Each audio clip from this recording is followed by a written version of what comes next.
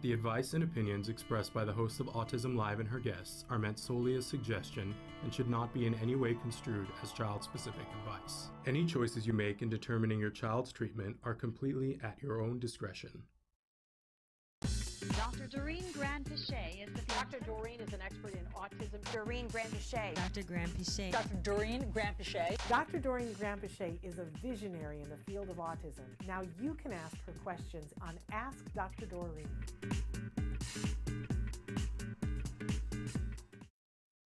Good morning and welcome to Ask Dr. Doreen. I'm Shannon Penrod and I'm here with the lovely and fabulous Dr. Doreen Granpeesheh. Good morning.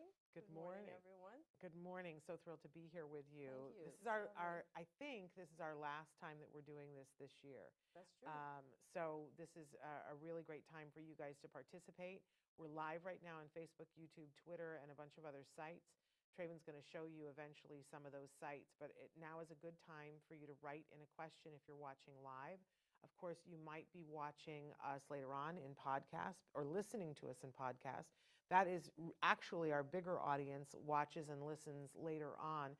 But I want those people to know that you're not left out of the conversation either. There are two main ways that you can post a question if you're not watching live. You can send an email directly to me, Shannon at autism-live.com, and I keep a bank of questions to put on the show the next time.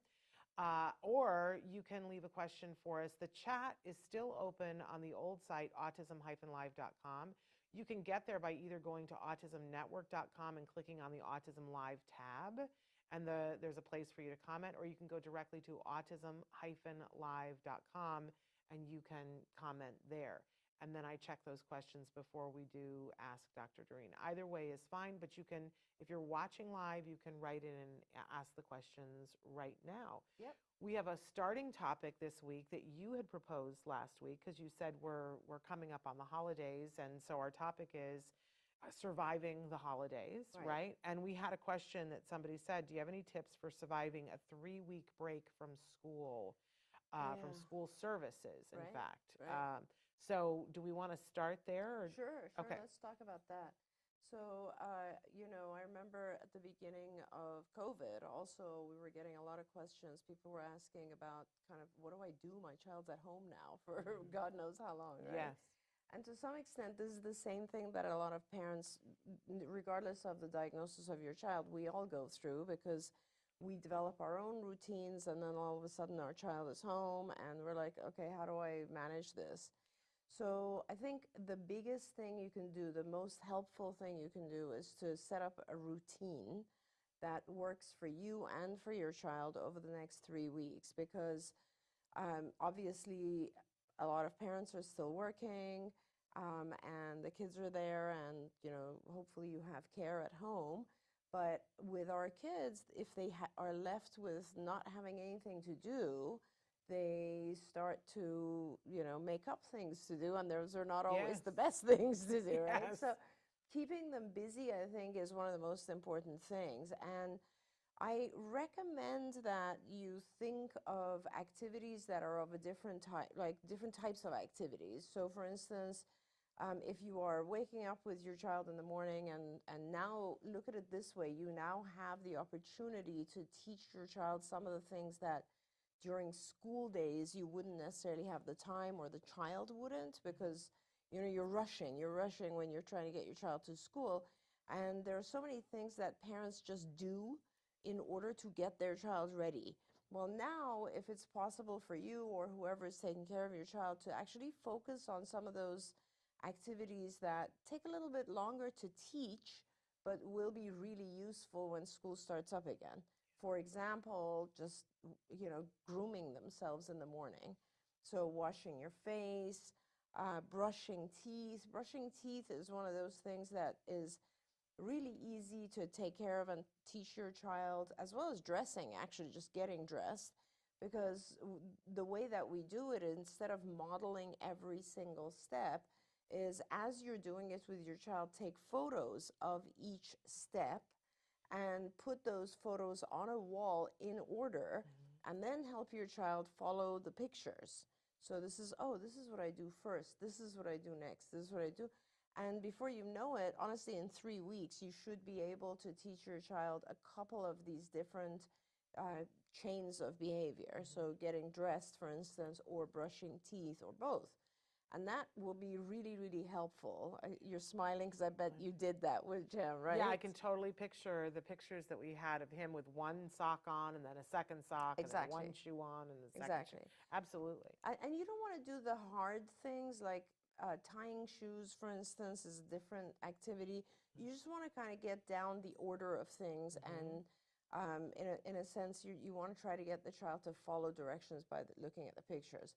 So that would be an activity in itself, and so you can start with that, and then there's, of course, breakfast, let's say, and this is now your opportunity, if you have time, or whoever is taking care of your child, perhaps prepare the food together, which is always a fun thing if you can, whether it's just getting the cereal. And this is a really good exercise for your kids to learn to just follow instructions, right? Get the cereal, get the milk. Or, if you get the toast, how do I put it in the toaster? What do we want on there? Like, really engage and have fun with it. And perhaps at this point now, you as the parent will need a little break. And it's perfectly fine because your child has now done several things already. And perhaps as they're eating or after eating, you can give them a little bit of independent time. So let's say they can watch something on TV for an hour, or they can go on their iPad for an hour and do some sort of educational activity. And now you come back, and the next activity could be a physical activity where you can go outside, perhaps dad or mom or whoever is there can do some sort of throwing the ball, catching the ball, kicking the ball, physical activity. Any kind of game that can be done. If there are siblings in the family, this is where they can get involved and help entertain the child and teach the child some things right now. And so now we're already, possibly around, 11 o'clock or 12 o'clock or something like that. And so now maybe you can actually pull out some worksheets. And of course, you can get worksheets anywhere. You can ask the school for worksheets. You can print them online from... They sell them at the dollar store. Oh my gosh, there's so many opportunities for that. And pull out things that are easy, but perhaps this is really important because it helps your child kind of stay in the mode of what's going to happen when they go back to school, as opposed to completely forgetting what's going on academically, right? So they do maybe a half an hour of worksheets, or an hour if they can manage it, and you obviously want to keep an eye on the child and also give them reinforcers for this. And now it's lunchtime, and this is a perfect opportunity to work on preparing a sandwich together, cooking, maybe making some macaroni, whatever it is, but doing that as well together. And now it's after lunch, and after lunch you can definitely have a couple of hours of just playtime. And this is maybe when your child can focus on, if you have any of those wonderful leapfrog toys, for instance, learning their letters, reading, any kind of academic activity, or even adaptive activities that are focused on teaching your child in a fun environment at home. And by now it's probably 2 o'clock or 3 o'clock, and now you're at the point where normally your child would be coming home. Now, if you have errands, this is always a great time to grab your child, go visit family perhaps, go to run your errands. And this is also, if you're going to the mall, make sure that, first of all, this is an opportunity. Everything in life is an opportunity for your child to learn. But do make sure that you do some of the things that are going to help prepare your child for a noisy, kind of chaotic environment. And we might talk about that in a little bit, because a lot of our parents get overwhelmed themselves. I mean, I'm pretty overwhelmed right now, and we're still, far away from Christmas. We still have this week, but I am, we all get overwhelmed with oh my God, did I do this? Did I do that? And then we forget about our kids who are also stressing out. And then we run over to, Shannon, honestly, I avoid the malls 100% now because I just can't handle the chaos. And I can't imagine what it's like for our kids when they go to the mall, and it's just so many people and waiting in line, and you can't even find a parking spot, and then they go in and it's like noise and Santa and like ringing and It's a lot. it's a lot. So, it's really important for our kids that if you do take the child to the mall or any other such place, have a plan, have a backup plan, and a lot of times that involves like, going back to the car so that the child can calm down, perhaps spending shorter time, like bouts of time at the mall and not just planning the whole day, those types of things, so that, or even like if your child has noise canceling headphones, maybe giving that to the child when they need it, those types of things.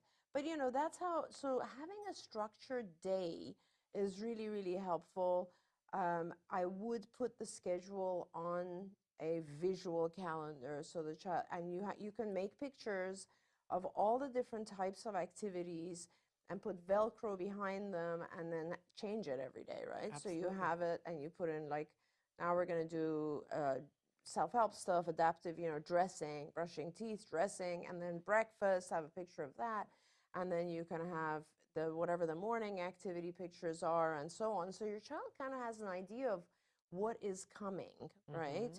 And then you can take them off and put them in a different order or add new ones each day, depending on what the activities are. So that is kind of the best you can do. There are a couple of things. One is get family involved if you can, because you're going to be tired as well. And this is where aunts, uncles, cousins, grandparents, anyone who can come in and give you just an hour respite is going to be very helpful. Reach out right now to people and say, hey, can you help me out Wednesday for 2 hours or whatever it is. Have them come over and do the activities. They can actually take your child perhaps on outings. That would be very good. Anything they can do to kind of give you a little bit of respite. So that's sort of number one. Second thing is make sure that you have a whole bunch of reinforcers available for your child, because I often remind our teams that we're powerless without reinforcers. So make sure you have activities and treats and objects that are powerfully reinforcing for your child. That makes everything easier. And use those. Offer plenty of reinforcers during this holiday period so that your child is really having a great time. And then the last thing is just make sure that you take care of yourself as well. I mean, a lot of our kids don't sleep very well, which exhausts the parents even more. And that's kind of like why really you need to get help and get people to come in so that you have a little bit of respite as well. And if it sounds like Dr. Granpeesheh is asking you to run a day camp, it is. And I think that part of the thing is that we need to accept that. I think so often we're trying to do other things as well. Like maybe this, if your child is going to be home for 2 or 3 weeks, maybe this is when you take some of your vacation time or use some of your sick time or family leave time or whatever that you have to do. Or you make arrangements so you're going to be with them for these 4 hours and then you're going to work and somebody else is going to be with them during those 4 hours. But it's when we try to do 2 things at once. Well, I'm going to try to write this email and run this art activity that we get our capes caught in the fan, which chokes us. 100%. So, for me, I have to remind myself, no, this is the time period where we're going to do this, and that's all I'm going to ask of myself. That I'm going to sit here and we're going to color. You and I are going to color, and I'm not going to ask either one of us to do I'm not going to unload the dishwasher. I'm not going to do laundry at the same time. I'm not going to be checking my phone every 2 seconds. Exactly. Like you just have to kind of go, here is what we're doing, and model that being present for your child. That it's really hard, you guys, but it's such a worthwhile thing that you can feel yourself. I don't know how everybody else is, but it takes me about 15 minutes till my brain accepts it, and then I go, oh, I get to just enjoy you. And that's all I have to do is be present and do that. That's right. Oh my gosh. And that's when you feel that thing about, oh, I'm not a bad parent. I love and that. My child is so capable, and we can communicate together. Now, if you're feeling like, I don't know how to do all this, I want to give you 2 helpful things here that when the pandemic started, people were saying, I don't know what to do, I don't know what to do. So I made a starter list of 101 things you can do with your children. And that's available on the blog site for autism-live.com. If you go to the blog, it's probably like 2 blogs down because I don't blog very much. And you can find that. It's also available in the appendix in the back of my book. And you can amend any of the things. So for instance, if you're going to do the worksheets, like there's one of them, it's like number 38 is play school with your child. Yeah. You can totally play school with your child and say, okay, we're going to play school now. Do you want to be the student or do you want to be the teacher? And if they want to be the teacher, have them pick the worksheets and you model the behavior of doing the worksheets and ask them questions. I don't know the answer to this one. So make it fun. Make it fun. I'm so glad you said that. You know, I remember when my 3 kids were very young and we would travel to Germany because their dad was German and we would stay there for a month and over the summer. And, you know, he basically had other stuff to do and I was with the kids. And I would do exactly what you said. I would have a craft period where we would like make tie-dye shirts or whatever. And I would have a school time, and the kids were very excited about it. And I was like, oh, yeah, we're going to do school time. And we'd all sit down and do worksheets and books, and, you know, I'd reward them for good. And they would help me with meals, and we'd go for long walks, and all this kind of stuff. And believe me, 2 things. One is the more you put yourself into it, like really make it an immersive experience, it'll go fast. It's not going to be a drag. It'll be so much fun. And it'll go fast. And also your kids will always remember it. My kids still talk about those days because they remember everything we did, you know? And I would go to Michael's and buy like a whole bunch of stuff and just put it in a suitcase and take it with me each time. And there's like lots of stuff you can do. Oh, the dollar stores have so much stuff craft-wise. Yes, I had my 2 nieces visit me this last summer, and their parents were going to go away. I had them for 10 days. Same thing. I was like, okay, so this day we're doing this craft, and we're going to go here, and we're going to do this. Don't overload your schedule. But here's the other thing. I know so often we say visual schedule, visual schedule, visual schedule. You guys go, some of you go, I'm not a crafter. I don't know how to do that. It can be so easy. You can even do it on your phone. But if you want to craft it, here's the thing. You can have your child sit down and you can put a piece of paper in front of them and say, you know, draw cars or draw, you know, whatever, so that they make the actual thing. Yeah, even ask them, like, you know, what does the mall remind you of? And then they'll draw something. Right. And so then that becomes the token for, okay, you know, we're going to go to the mall. I love when people do this on a cookie sheet. Right. They make it on a cookie sheet, and so they glue or paste the paper on it, but then they put a magnet on the back of each little thing that they draw, so that you can arrange the schedule, that they can arrange the schedule, and you just did it on the back of a cookie sheet. It's not high tech. Exactly. You know, I want to be a crafter, but I'm not that good. Right? So I got to keep it low. Hey, Pinterest is great for those ideas too. In advance of my nieces visiting last summer, you know, I have to have a thing to wind me down at night, so I'll sit and look at Pinterest things. I love Pinterest. Oh my gosh. And I make a Pinterest board of things for when I'm with the 2 girls that I like. Oh, here's a craft I want to do with them. And then you don't have. Then when it's time, you just bring up your Pinterest board and go, oh, look what we could do today. Super fun.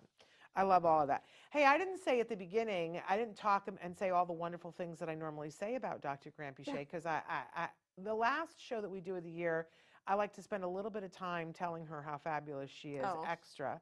And I included, sometimes whatever I make for her, I said I'm not that much of a crafter, but one year this was the thing that I did that I sent. It's so valuable to me. I made letters with the pictures from families, but we have some new ones today. So let me say, first of all, that if you don't know Dr. Granpeesheh, she's been working in this field, the field of autism, for over 40 years. And thank everything above that she has, because the difference that you have made in so many lives, including mine. Thank you so much. I just can't even. I'm so emotional today. But really, where would we all have been without you? And where would I be without you? Thank you. I'd be working at a Walmart, losing my mind. That's what. And there's nothing wrong with working at Walmart, but I'd rather be here with you guys. Anyway. She's made a difference in a lot of people's lives, and you may not know because she's worked in this field in many different ways, and she founded a wonderful organization that did great ABA. But she also founded a charity, Autism Right. Care Today, which she still is very involved in, that gives grants to families for the things that they request. This Yeah. is one of the things that I think people miss all the time, that sometimes you apply for a grant and it's for a specific thing, an iPad, whatever. Yep. And, you know, a lot of people need an iPad, but not everybody. Sure. Sometimes people need a fence, sometimes they need something else. So the wonderful thing about ACT, Autism Care Today, is that you can request what it is that you need, or the child or the individual that is on the spectrum that you love needs to help them to progress. Right. And you were a fearless leader and led us through an amazing event, the All Ghouls Gala, that raised money. Good Lord. And so they just have closed a grant phase, and these are just some of the grants that they gave that parents wrote in and said thank you so much. So I That's just want to amazing. say a couple Thank of you. them to say. Thank you. So, you know, I'm not crying, you're crying. Because this person got a grant that would help them, I think it's for co-pays for their ABA therapy, and they said, I'm crying. Well, Thank you so, so much. Words can't express our gratitude for this grant. Please know this is a Christmas blessing, and we are forever grateful. I'm just going to sob through this whole thing, love okay? that. Thank you for sharing this. Yes. with me. Okay, and then somebody else asked for sensory equipment. See, it's not a one-size-fits-all. They asked for a weighted vest and some fidget toys, and they said, thank you so much. His gifts are wrapped and under the tree. What a blessing. Merry Christmas, and God bless you all. Oh, Then that's another amazing. person who got a grant, I'm assuming for copay for ABA therapy, they said thank you for the grant to the very specific children's therapy that will help pay for our son's out-of-pocket therapy fees. I'm extremely grateful because this money will help this individual in therapy and get him to a better place than he is right now, socially, physically, emotionally, and behaviorally. And you can see the family there. Oh my God, what a beautiful I greatly appreciate family. you and your donors for being here to help individuals like my family and I that are having a difficult time to make ends meet sometimes. May God bless each and every one of you far more abundantly than all you ask or think. Below attached is the family photo, and you guys just got to see that. So I'm just leaking. That's that. Just Yeah. stay with me. Oh my gosh. Okay, then the next one is also a grant towards ABA therapy. They said, thank you so much. I've attached a picture. This grant has helped my family tremendously. Our son is in ABA therapy, speech therapy, and occupational therapy, all of which I have to pay despite having insurance. It was such a relief to receive this grant because it removed the financial stress that our family was enduring due to the cost of treatment. Thank you very much. I'm so appreciative of this. I am so grateful. Look at that beautiful, beautiful child. Oh my God. Okay, the next one was money towards a safety fence. And it says, we are incredibly grateful for the grant. Our two youngest kids are on the autism spectrum. They both love to run and be active, usually in opposite directions. Isn't that the way? The grant we received is going towards a fence so we can fence our backyard in and make it a safe place for them to run and explore. This is monumental for our family since currently it is a struggle to provide them a safe space outside. We are truly grateful to Autism Care Today. And look, these are the little customers that are running in opposite directions. Oh my And gosh. I Look love, at those guys. I think we also have a second picture of them too when they're out enjoying themselves running. Oh I think my that's gosh. still, there they are. Oops. Oh my goodness. Don't they look like they'd be like, They're let's run in beautiful. opposite directions? little And they munchkins. deserve to be able to do that in safety.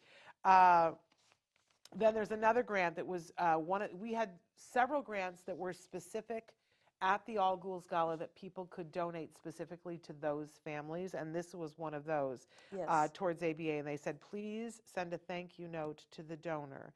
They truly do not understand Yeah, I know. just how much of a difference and relief this brings our family. Genuinely, I can't thank them enough. I want that family to know that actually a lot of us do know, because a lot of us were walking in your shoes at some point, and even people that are on the board are people who have kids on the spectrum that at some point, I mean, the reason why they got involved with ACT today is because we actually do know and understand what a difference it makes. And then the last one that I'm going to read it was a grant for safety equipment for something called a Wonder Wagon. I don't really know what that is, but I want to look it up. They said, we are so grateful for this gift for our son, the best gift we could have received this year, and thank you so much. Oh my God. I got to Sharon, get that's tissues unbelievable. because I'm absolutely, Oh, okay. that's incredible. Thank you so much for sharing that with me, first of all. And I'm so just, it's such a blessing to be able to do that for some families. And I absolutely want to share those with our board as well. Yes. Because, you know, our board is 3 gentlemen who have been there from the very beginning with me, you know, Jay O'Connor, Bill Cernius, and Greg Anderson, and they are dedicated to this organization, to ACT, Autism Care Today, and they all put in so much of themselves as well, and I'm sure this will really touch them as well. But I just have to say to you, and I want to thank Sarah too, Sarah Oh my Tweedell, God, who makes our everything dear happen. Sarah, Oh yeah. my gosh. Yeah. But none of it would happen without you. And Well, you need to own that. None of it would happen without you. thank you, Shannon. I appreciate that. What a difference you make. And people are saying that too. Susie Thank says, you. God bless you both. And Taryn says, I'm grateful for this network and for both of you. You guys have given me so much hope on this journey. And I know that there are so many more people who feel Thank this you. as well. That the work that you have devoted yourself to, I just hope you feel on a regular basis, day to day, how much meaning it has given so many of us. Thank you very much. I do, and I love it, and I appreciate it. And you are such a blessing to remind me of that. I mean, sometimes we all need to be reminded of that. Thank you. I appreciate that. I wish there was more I could do. Honestly, I wish there was more I could do because it's so tough. Like, people don't realize how difficult it is, you know. As you know, one of my neighbors who is an adult on the spectrum just lost his grandfather the other day. His grandfather passed away, and I was at their place, and it's very, very difficult for families to deal with any kind of trauma, you know, and life is just so difficult. I was talking to his mom, and she was saying they're so desperately, of course, as you know, he used to be in our dear friend Joanne's program. Yes. And that was, you know, so that's like one of the things that I would love to help figure out how we can help some of those adults get services again. But thank you for sharing all that. It touches my heart so much. I'm so glad. Thank God that we were able to help these families. And more. I mean, those are just the ones that we've heard back from them in the last few days. Which is amazing. You know, what a blessing.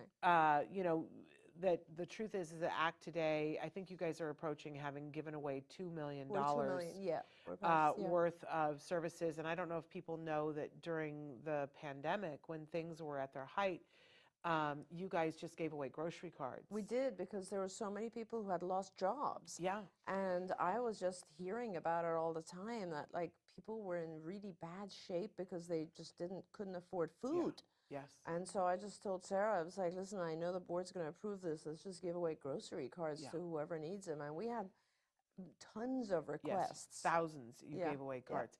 So absolutely amazing. And, you know, the grant phase is not open currently, but it will open again. We'll let you guys know when it's open again. And then you can write in and ask for a grant for something that you need up to $5,000. And you know, the grant, the money doesn't go directly to you. The money goes to whatever the thing is that you asked for. So if you're asking for an iPad, it goes to the store where the iPad is purchased. If you're asking for money towards therapy or copay, it goes to the place where you're getting therapy. People have gotten service dogs. People have gotten help with medical, all sorts biomedical, of stuff, everything. We're not going to judge what you're requesting. Yeah. And we're going to do our best to fund it. There are a couple of things that we know are kind of scientifically not sound. Yeah. And those things we will probably hold back on until there's a little bit more proof that they're effective. I remember a few years ago, someone had requested us to pay for, there was this cruise that promised parents that by the time you get back from this cruise, your child will be recovered. Do you remember this? No. So there were things like that are not really cruel. real, but in general, we will fund everything. I mean, whether it's hippotherapy or summer camp for your child, or Yes. medical or labs or ABA or speech or whatever it might be. We just want to try to help out a little bit. And it's not all the little kids either, you guys. I remember one year that somebody wrote in and Oh, said, yeah. you know, I have a child who's older and on the spectrum, and he's really, really gifted, but they're telling us at school that he would be great at computer-assisted design, CAD, Yeah. but he has to have a specific computer to do it. Right. And the money was raised for him Right. to have that computer. So Yeah, it's I all love that. kinds of things. I And love I that. love that about, you know, that it doesn't presume to know what you need. Yeah. It says, the organization says, what do you think you need? Write in and tell us about it. The truth is there's never enough money to fund everything because, you know, we would need to have Bill Gates money and Ryan Yeah. Reynolds money. Yeah, You know absolutely. what I'm saying? To be able to do all Yeah. of that. But, you know, there's a lot of fundraising that goes on. And you know, one of the things that we always say to people, especially in the spring, is if you ever want to have a lemonade stand and the proceeds from it go to Act Today, you know, we've had huge amounts of grants that have been funded from lemonade stands. Well, I was going to just say, I want to thank a few people. Like this Yeah. year, we had we were very blessed. I mean, first of all, I was closing down a research nonprofit that we had developed a few years ago. So we transferred a lot of the funds from that nonprofit to ACT, which really helped us. But we also had funding from UBS, which is from JP Morgan Chase, from Latham and Watkins law firm. We had funding from Assured Partners, which is an insurance brokerage. We had a lot of a family, and I'm saying this because any of our viewers who are in any way connected to perhaps an organization that might be able to fundraise or help us or match grants, we had a family who was able to, through the company that they work for, do a massive golf tournament without really any involvement from us, very, very little involvement from us, and they were very, very kind, and they raised over $30,000 for us this year. We have had other families who have reached out to their companies where they work, and the company has sent us funds. We have to actually track back and find out where did this money come from or who do we thank. But you know, that's another thing. If you are in any way talented, or if you have good ideas for fundraising, or if you are connected to organizations, large organizations usually have a charity department or a department that is about giving.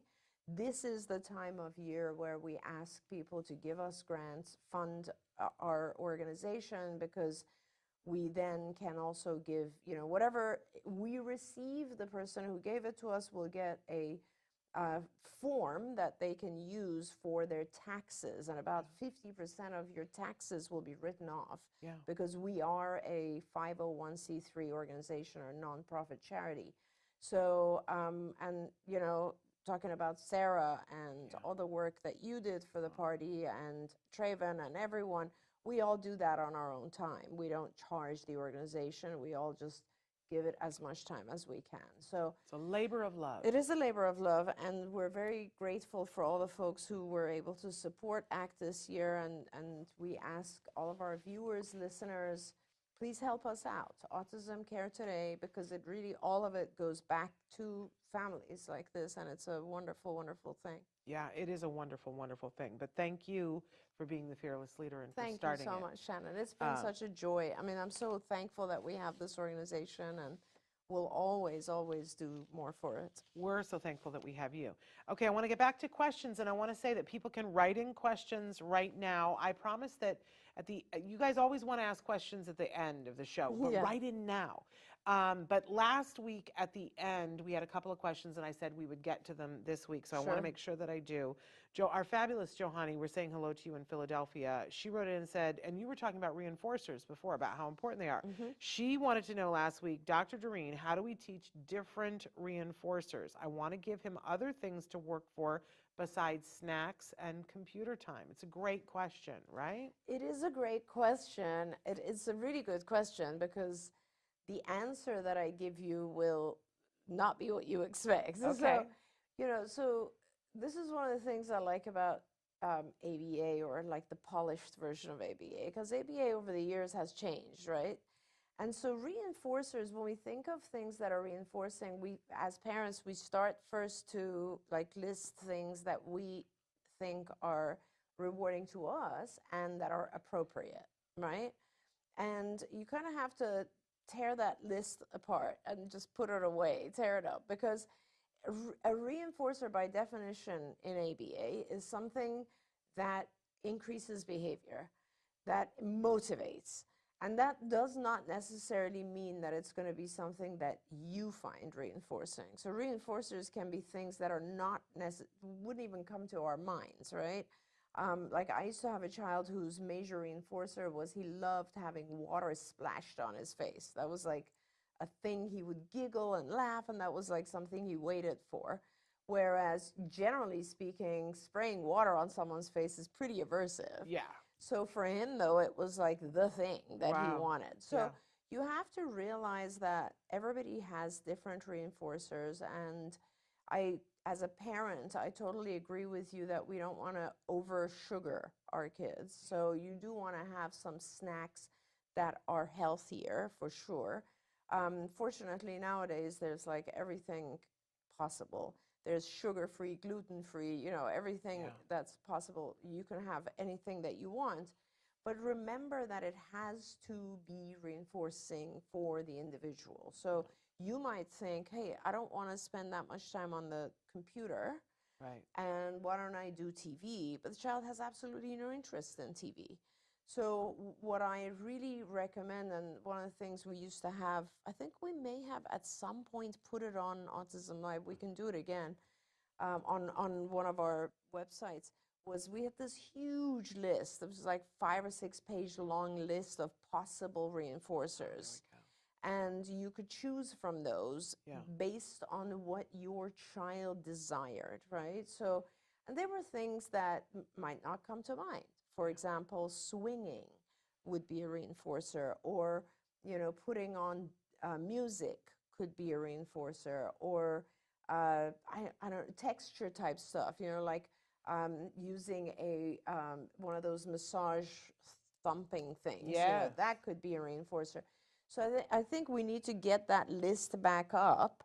And then what you do, obviously, is if you start, let me just put it this way, if you start getting into teaching a child to use a different reinforcer, it's not a reinforcer. Reinforcers are not taught. They are natural things that are enjoyable for the individual. Now, that being said, as I said that, I realized there are certain things that our kids don't have experience with, and therefore don't know that they're reinforcing. And once they do experience it, for instance, a child might be scared of one of those massage tools, and as soon as they feel it, they might be like, oh, I really like this, right? Or certain foods, they might have an aversion to certain foods, but once they try them, they'll be like, oh, this is great. So you do have to try things, but honestly, if your child doesn't find that thing enjoyable, then move on. Find something else in the universe that they do like. Yeah, I miss when we used to have the big old school toy stores where you could take your child and you could put them in the cart, and what I would do is just start throwing toys into the cart, and I would see what he would play with, which is a way that you see what they sort of like.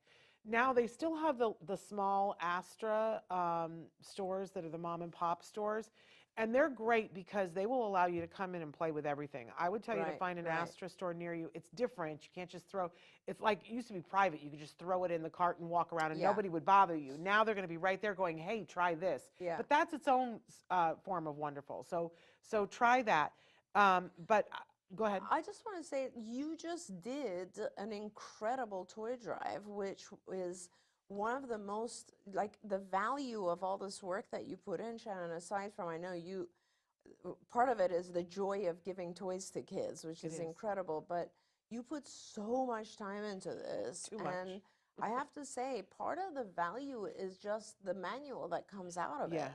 And being able to look at that, I looked at that the other day and I was like, it's unbelievable. Like, there's so many good toys, and you've listed them, described them, suggested the type and age of child that might benefit from this, things you can do with them. I mean, that's that's like looking at the Sears catalog of toys, you know. I love it.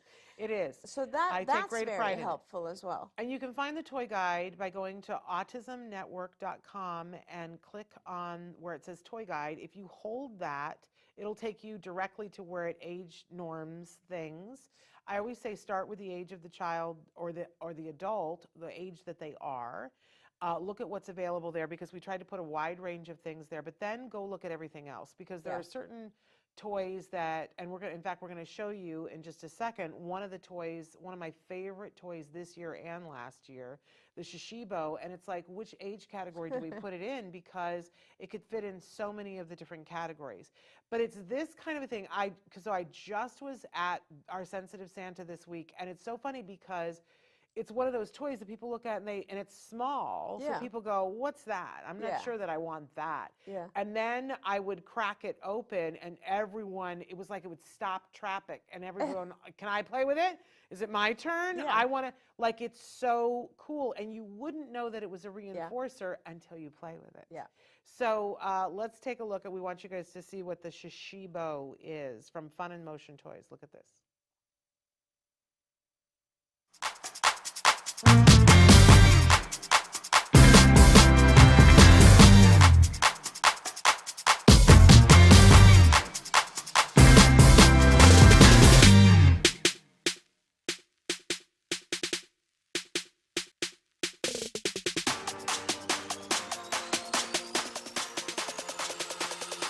Best-selling brain teaser puzzle on Amazon and Barnes & Noble. And guys, they're a magnetic shape-shifting puzzle. You can create 70 different shapes with these, and they're part brain teaser, part puzzle, part fidget toys.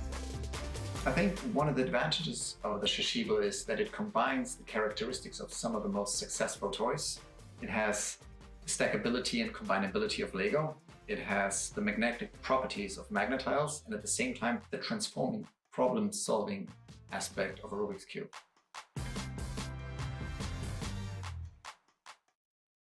This thing, I just love it. You left one at my house last year, and it's still on the kitchen counter because everyone who walks in like picks that thing up and starts to play with it.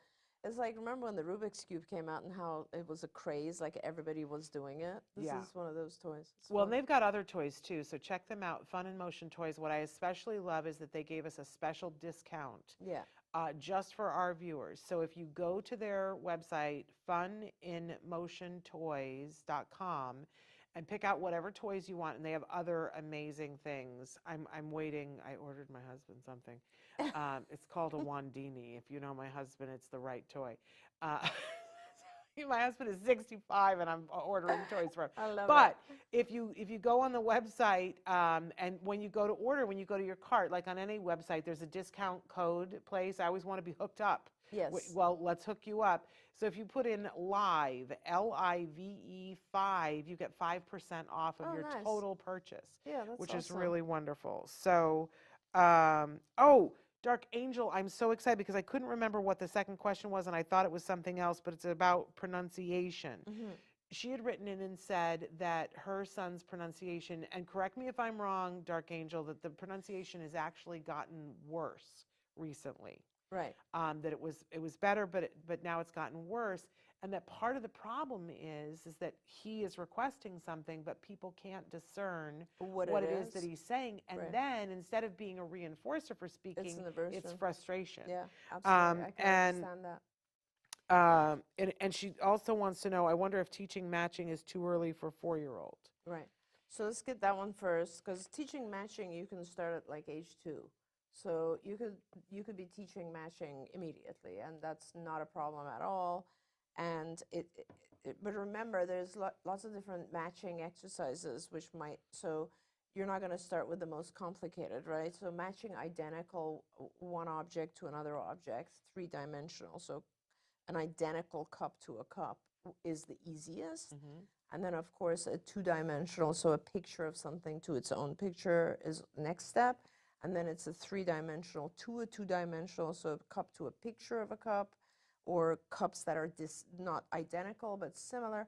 So there's lots of different matching exercises, and you have to kind of build up to it, right? So the most complicated, obviously, being, matching picture to objects that are not identical. So that's, but you can start very early. In regards to pronunciation, I wonder if something has happened recently to make pronunciation worse for your child. And lots of different things could have happened. For instance, he could be rewarded for different types of pronunciation. So in school, let's say he says something and he's rewarded for it, or in different environments, then our kids kind of get lazy with their pronunciation because, remember, it's harder for them. And most of the time, our kids have some form of apraxia, so their tongue moving is difficult. They're not able to move it as rapidly as we do in different positions and so on, and that's just a muscle tone thing. But the way to fix this, and I think this is very, very important, because you want to fix it before too much time goes on, not only because it's frustrating for him because nobody can understand what he's asking for, but also because with language you build. So if there's incorrect pronunciation at one level, it's always going to be there. My kids still to this day make fun of me because, I learned English in England, in the UK, and so I had a very British accent. Then I went to an American school, and it kind of became some weird mixture. But there are certain things I still don't pronounce correctly, like year. Like, I cannot say the word year. I don't know how to say it correctly. And my kids are like, there's key words that I learned wrong, and no one ever, or I learned the British way, and it never got fixed. So it is important to fix those things early on. Now, with the reward thing, so I'm fixing them a lot of times with the pronunciation is modeling, but with the reward thing that Shannon mentioned, it's super important that you have pictures associated with the things that he says, so that if he's asking for something, give him a picture array and figure out which one it is he's trying to ask for by having him visually give you the picture of the item. So then now you know, okay, when he says blah, this is what he's referring to, and now start to fix that, right? Yeah. So you want juice, so we have to say juice, the whole thing, right? So then start to really focus on fixing one item at a time, but make sure that you're connecting it to a visual. And then, of course, this is something that you should be discussing with your speech therapist. The way that I like to do this, nobody else does this, I don't know why, but I've been doing this for a really long time, is that I will go through with my child I'll take every letter of the alphabet and I will put it in a word at the beginning, at the middle, and at the end. So for instance, if I'm looking at the letter B and I want to make sure my child can, or N is one of those, N is one of those letters that a lot of kids have a hard time with.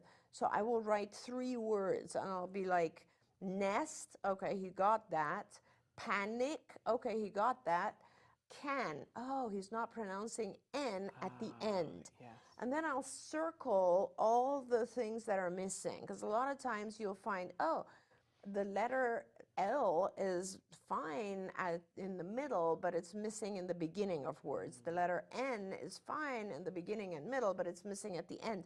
And once you write those down, then you can write out words of a similar type. That's brilliant. And then you just practice that. Yeah. And that helps you with pronunciation tremendously. Kids who are hyperlexic or are familiar with letters, use the visual, show them the letter. Those are types of things that help. And then, of course, if you're still not successful, there are a lot of tongue exercises that a good speech therapist can give you that will allow you to really get language going. By the way, speech paths who are trained in the prompt technique are fantastic at this type of thing. And the first part of prompt training is done online. So you as a parent, if you want to learn more about prompt training, you go on the prompt website and they'll tell you more about how to get some of those sounds to come out. And I want to be clear, I am not a speech and language pathologist, nor was I ever, but I used to be someone that was a college professor that taught theater, and one of the classes that I would always teach was voice and diction. Yes. So I know a Yes. great deal about where the sounds are made and things of that nature. And one of the things I loved was when the first time I looked at the skills program is that there is a whole oral motor section. Yeah. Because I couldn't figure out with my son whose diction was, here I was somebody who had been teaching diction and teaching eradication of things like a lisp and things like that. Yes. And here was my kid who, like, it wasn't working because he didn't have enough muscle tone to even do the tongue twisters that I knew to do with him. And I love that there are a whole bunch of lessons in oral motor and that are available in skills, but there's stuff on Pinterest as well, because normally our kids, if they were typically developing as they would have been chewing and they would have chewed on crunchy food and things like that, they build the muscles in their face, but our kids were food selective. Right. So they didn't build those muscles, and now they're behind on that too. So don't forget about, and you can work on these things doing all kinds of things. You can work by blowing in a kazoo. Helps to build the muscles. Right. I love the minute Party to win it. favor things. Oh, yeah. Those are great because it shows the thing coming out if you Right? have enough air. Air is a big deal. You're so right, Shannon. Like being able to blow is a very, very big part of speech production. Yes. And I even love, if you look right now, everybody's doing these TikTok videos where they're doing kind of minute to win it things with their family for Christmas. Yes. Well, I love the one that we used to do where you put a cookie on your forehead and you have to lean back and make your face do all these things to make the cookie come in your mouth. Right? And the cookie falls off and we all laugh, but you're doing oral motor exercises that tone it up so that they actually can make the sound. That's right. I love that. Or even just like get in front of a mirror with your child, and like one of the exercises we have is obviously touching the outside of your with your tongue. Like how can you touch your nose or which is to the great to left, do at right, a and so on. stoplight with your kids. I mean, we say every moment educational. That's right. You know, I have a niece who has cerebral palsy, and we were constantly trying to come up with different things. Activities, you know, so what we would do is we'd just be walking. We'd go, okay, now let's walk like a duck. Right. And we'd all practice walking like a duck. And she thought it was hilarious. Had no idea that we were doing OT. Yeah. You know what I'm saying? We don't have to make it all right. Now we're going to do serious. Be silly. Yeah, absolutely.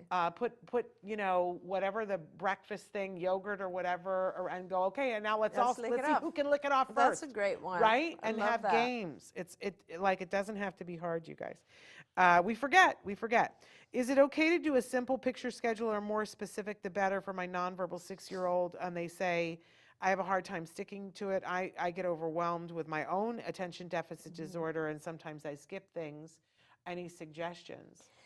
No, you can do it as simple as it works, right? As long as it works, it doesn't have to be anything complicated at all. In fact, I suggest that you just get a Polaroid camera and just take a bunch of pictures of your child in the order of that they're doing a particular thing, or the day, in the order of the day. That's it. Just put them on the wall under each other so your child can point to them. Kids who are hyperlexic, we don't even, or who we've taught to read, we don't even do pictures anymore. We just write the activity. It doesn't really matter. I mean, sometimes for kids, stick figures work. So whatever works for your child. And if it's reinforcing enough, they'll remind you. Absolutely. Right? They'll go, wait, you know, it's time for me to get my treat that I get to do this. That's right. That's right. So then you don't have to worry about it. They will start running the program. I'm so glad you said that, because sometimes what we forget, like what I like to do with my picture schedules is I will put the reinforcer picture in as well. So it's like we're doing this, this, and this, and then you get this reinforcer. We're doing this, and then you get... So that way the child has a sense of control over it, and they see that there's a reward coming, which is really important.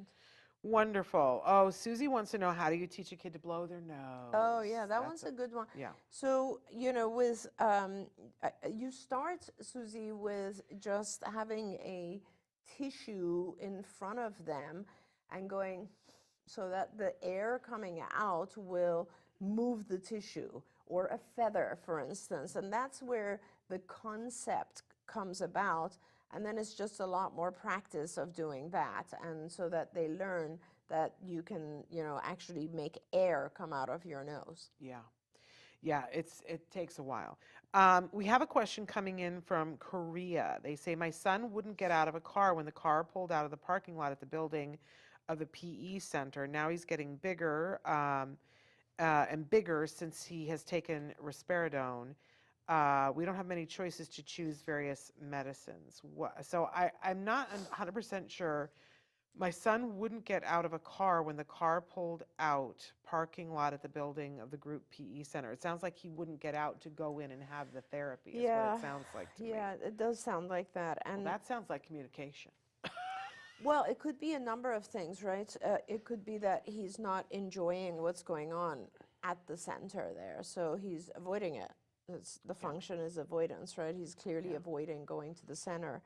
And this is one of those questions that kind of breaks my heart, because a lot of times it becomes harder to manage and to teach something when our kids get older, right, as they're bigger. Yeah. And it's just very, very hard. It's harder to manage a 10-year-old than it is a 2-year-old. And so I really suggest that you try to just get help, because if there are two of you, then or if you can hire a large male type therapist who you can have trained by looking at online stuff, then that person, it's not as hard for them to help manage your child. But the idea is anything that you want to increase, you have to do in small steps and reward it. So if you are able to get your child to go, like let's say you drive up to the PE center and your child is willing to just open the door, reward that and go back and go home. Then the next day they open the door, and the reward has to be very motivating, right? It's got to be something that they don't receive the rest of the day or the rest of the whatever week, but something powerful. And then the next day you're going back and now they open the door and maybe put their feet out. And then you'll reward that. And then after the third trip is they open the door, put their feet out, and actually stand up. And you do this in a way where it becomes a positive experience and your child realizes that they're going to only get that big reward at that site. And now you're gradually increasing what is required to get that reward, and then it works. Yeah. But keep in mind that, you want to find out what it is that's happening there that's so aversive for the child. Yeah, it has to be more rewarding and less aversive. They've written in and said either Abilify or Risperidone. He can use Mandoperin and a few intraverbal operants. Every day I can't handle his certain stubborn behaviors, and they want to know, how do I teach a visual schedule or the benefits of exercise? Yeah. So I don't, it's not, it's not being stubborn, it's just demanding what you want in a certain way. Yeah. So it's kind of like with typically developing kids, they also, everyone, not just kids, but everyone is stubborn, let's say, about the things they want and don't want.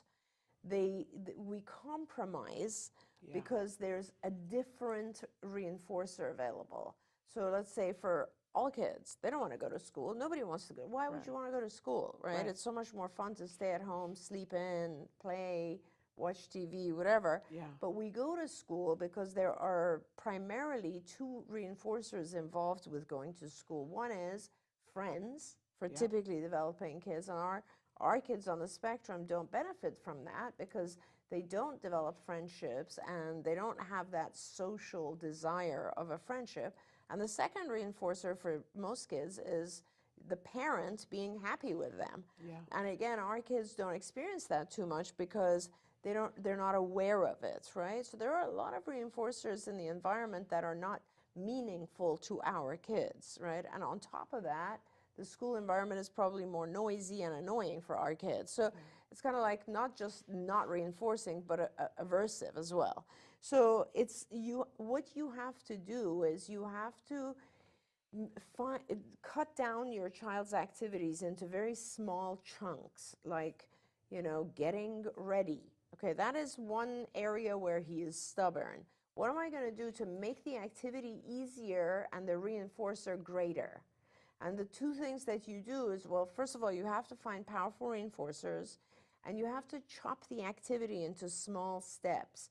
And that's the answer, you guys. It is, you always, when something is hard, when you think the child's being stubborn, make it easier and increase the reinforcer. That's what makes it fair. That's what makes it fair. That you always say. At make that it fair. point, that's Yeah. what makes it fair. And then you can gradually make it more complicated, and you can also gradually reduce the powerful reinforcer to make it more like the real world. But in the beginning, it's got to be a very small, easy step with a very powerful reinforcer. There we go. We're out of time, unfortunately, yes, I see that additional question. But I want to thank you guys all for being here with us through this very crazy, bumpy year. But wait until you see some of the things that we have planned for 2023. We're going to have a really good time and give you guys more information and be here with you, because you know what I always say, si se puede, we hold hands. I don't know whether I want to give this to you now or not, but I'm going to give it to you, and you decide whether you want to open it so now kind or of go. You. Thank you, Shannon. But you know, it's very hard. Course, I have as to you open can, it. as, Sorry. as you can imagine, it's very hard to find a gift for Dr. Granpeesheh, because what do you get? Thank The you. woman who's given you everything and who's a behaviorist. Thank So, you very much. Okay, I can't wait, and our viewers have to see what this Yes. is. And I also want to say, before I open this, that you know, I do one free evaluation per month, and I've not scheduled, I think we might have scheduled a couple for 2023. So if you're interested, I'm happy to do an eval for you on Zoom, no charge to you, and just First come, first send serve. us an email. Yeah. Write to me, Shannon at autism-live.com. I cannot wait to see what You this is. can't see what it is yet? Fluent Pet. Let's see what this We've is. talked about this before. Have we? Yes. And you were not 100% sure, but then you were like, sort of like, maybe. What is So it? this is where it's the buttons that you can teach your dog. This is basic vocabulary that you can teach your dog how to talk. Oh. And I researched, everybody said this is the God. one. Because she has 3 dogs. One in particular, the one I think that you don't think, but I think that dog wants to talk to you. Which one? Harper. Harper, I think yeah. that Harper has things Yeah. that Harper would like to say to you. Oh my gosh. Well, so I cannot wait. I cannot I can't wait, because I can't wait to hear what. Thank you. But it might be so- Blaze. I don't know. What an amazing. I love you. Thank you so much. I can't even. I can't wait to hear the stories you tell about this. 'Cause, you What know, do you like- get a behaviorist who Because has my dogs? little dog already talks to me. Like Yeah. whenever she wants something, she will literally come up and tap Yes, you. yes. So this is amazing. Thank you so much. What a thoughtful And, gift. and I maybe love Frank, it. I don't know. But anyway, it's the basic vocabulary so Thank that you. you can get started. I love this. Kind of crazy. All right, you guys. We are back tomorrow for one more live show, and then we've pre-taped our Thursday Let's Talk Movies, which I think you'll find very fun. There's one point that's just really hilarious, off the chain hilarious, but we already pre-taped it. But we're back live tomorrow, and we will have a very special guest tomorrow. I can't say who, so you'll want to tune in to be with us then. Until then, give your kiddos a hug from me and one for you too. Bye-bye for now. Bye, everyone. See you in the new year. Don't forget, you can watch Ask Dr. Doreen live every Tuesday morning at 10 a.m. Pacific time. We hope to see you there.